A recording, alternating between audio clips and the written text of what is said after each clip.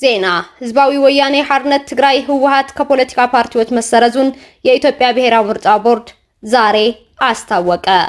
በኢትዮጵያ ብሔራዊ ምርጫ ቦርድ የተሰጠው ሙሉ መግለጫ እንደሚከተለው ቀርቧል። ህዝባዊ ወያኔ ሓርነት ትግራይ ህወሓት ከፖለቲካ ፓርቲዎች መሰረዙን አስመልክቶ ከኢትዮጵያ ብሔራዊ ምርጫ ቦርድ የተሰጠ መግለጫ። ህዝባዊ ወያኔ ሓርነት ትግራይ ህወሓት በአመጻ ድርጊት በመሳተፉ ምክንያት ቦርዱ በአዋጅ ቁጥር 1162/2011 አንቀጽ 98 መሰረት ከፖለቲካ ፓርቲነት መሰረዙ የሚታወስ ነው። ይሁንና የፕሪቶሪያውን ስምምነት ከተደረገ በኋላ የህወሓት ህጋዊ ሰውነት እንዲሰረዝ የተላለፈው ውሳኔ እንዲነሳ ቦርዱን ሚያዝያ 13 እና ሚያዝያ 28 ቀን 2015 ዓ.ም መጠየቁ የሚታወቅ ነው። ሆኖም ቦርዱ በአመጻ ድርጊት በመሳተፍ ከፖለቲካ ፓርቲነት የተሰረዘ የፖለቲካ ፓርቲ ህጋዊ ሰውነቱ ከተሰረዘ በኋላ ህጋዊ ሰውነቱን ለመመለስ የሚያስችል ህግ ስለሌለ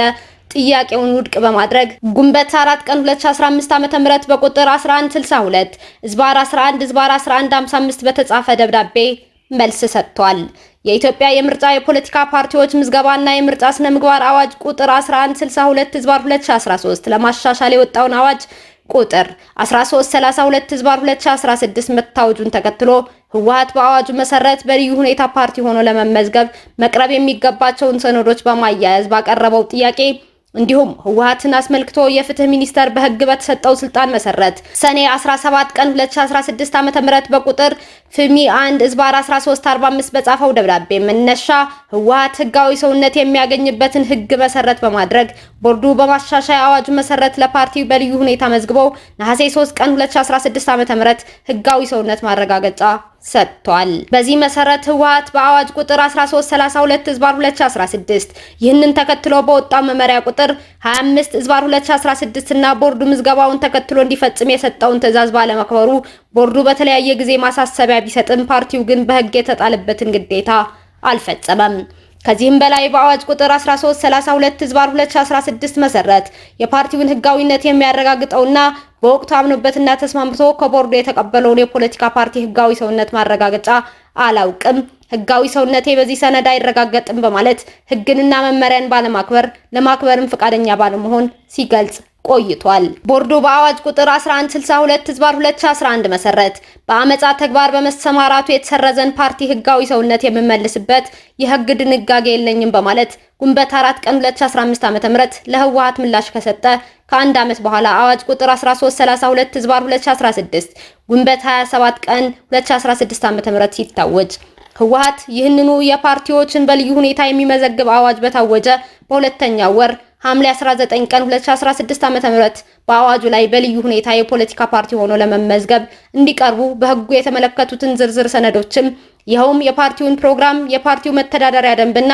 የፓርቲው አመራሮች ስም ዝርዝር ከፊርማ ጋር ለቦርዱ አቅርበዋል። ሌላ በኩል ህወሓት ህጋዊ ሰውነቱ እንዲሰረዝ የተላለፈውን ውሳኔ እንዲነሳ በማለት ሚያዝያ 13 እና ሚያዝያ 28 ቀን 2015 ዓ.ም ለቦርዱ ባቀረበው ጥያቄ በአዋጅ ቁጥር 1332/2016 በልዩ ሁኔታ ፓርቲ ሆኖ ለመመዝገብ እንዲቀርቡ የተጠየቁትን ሰነዶች አንዳቸውም አያይዞ አላቀረበም። ይህ የሚያስረዳው ህወሓት ሐምሌ 19 ቀን 2016 ዓ.ም ያቀረበው ጥያቄ ሚያዝያ 13 እና ሚያዝያ 28 ቀን 2015 ዓ.ም ካቀረበው ጥያቄ በተለየ መልኩ በአዋጅ ቁጥር 1332/2016 መሰረት በልዩ ሁኔታ ፓርቲ ሆኖ ለመመዝገብ እንዲቀርብ ህጉ በሚጠይቀው መሰረት የፖለቲካ ፓርቲ ምዝገባ ጥያቄ ማቅረቡን ነው። ህወሓት ሐምሌ 19 ቀን 2016 ዓ.ም ጥያቄውን ሲያቀርብ አዋጅ ቁጥር 1332/2016 ታውጆ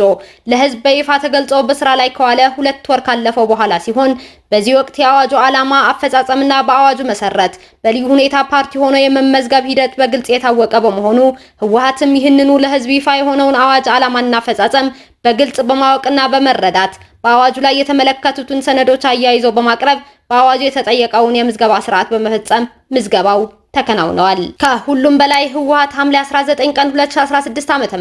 በጻፈው ደብዳቤ ላይ የቀድሞው ህጋዊ ሰውነት ይመለስልኝ ቢልም ያቀረባቸው ሰነዶች ጥያቄው የቀረበው የአዋጁን መውጣት ተከትሎ መሆኑንና ፍትህ ሚኒስቴር ስለ ህወሓት ለቦርዱ የጻፈው ደብዳቤ በልዩ ሁኔታ ለመመዝገብ የቀረበው መሆኑን የሚያስረዳ ሲሆን በተለይም ቦርዱ ለህወሓት ነሐሴ 3 ቀን 2016 ዓ.ም በልዩ ሁኔታ በመመዝገብ የሰጠው የህጋዊ ሰውነት ማረጋገጫ ሰርቲፊኬት ከሰርቲፊኬት ጋር አብሮ በሰጠው ነሐሴ 3 ቀን 2016 ዓ.ም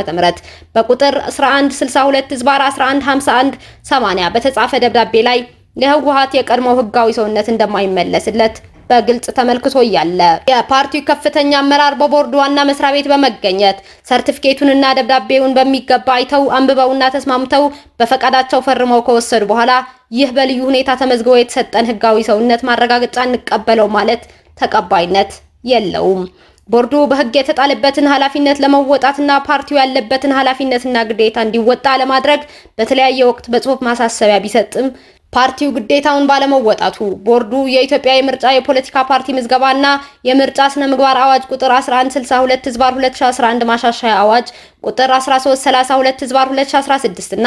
አዋጁን ተከትሎ በወጣው መመሪያ ቁጥር 25/2011 መሰረት ምንም አይነት ቅድመ ሁኔታ ሳይጠብቅ ፓርቲው መሰረዙ የሚያስችል የህግ መሰረት ቢኖረውም ፓርቲው ግዴታውን እንዲወጣ እድል ለመስጠት ቦርዱ ለፓርቲው ለ3 ወራት ከማንኛውም የፖለቲካ ፓርቲ እንቅስቃሴ በማገድ ፓርቲው የእርምት እርምጃ በመውሰድ በህጉ መሰረት ግዴታውን እንዲፈጽም ቦርዱ ጥረት ቢያደርግም ፓርቲው የተጣለበትን የህግ ግዴታ ለመወጣት ፍቃደኛ አልሆነም። በመሆኑም ቦርዱ የካቲት 5 ቀን 2017 ዓ.ም በቁጥር A1162/11/15421 በተጻፈ ደብዳቤ ተራ ቁጥር 3 ላይ በተጠቀሰው የቦርዱ ውሳኔ ላይ ፓርቲው በ3 ወር እግድ ጊዜ የእርምት እርምጃ ሳይወስድ ቢቀር በአዋጅ ቁጥር 1332/16 አንቀጽ 3 ንዑስ አንቀጽ 11 ሐመርሃና በመመሪያ ቁጥር 25/2016 አንቀጽ 19 ንዑስ አንቀጽ 1 ሐመርሃ መሰረት ቦርዱ የተለየ አካሄድ ሳይከተል የፓርቲውን ምዝገባ እንዲሰረዝ ቦርዱ በወሰነው መሰረት ፓርቲው የእርምት እርምጃ ባለመውሰዱ ቦርዱ ግንቦት 5 ቀን 2017 ዓ.ም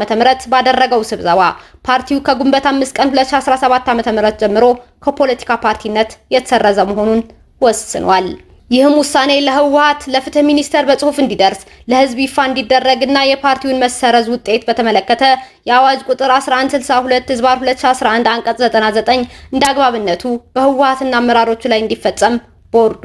ወስኗል።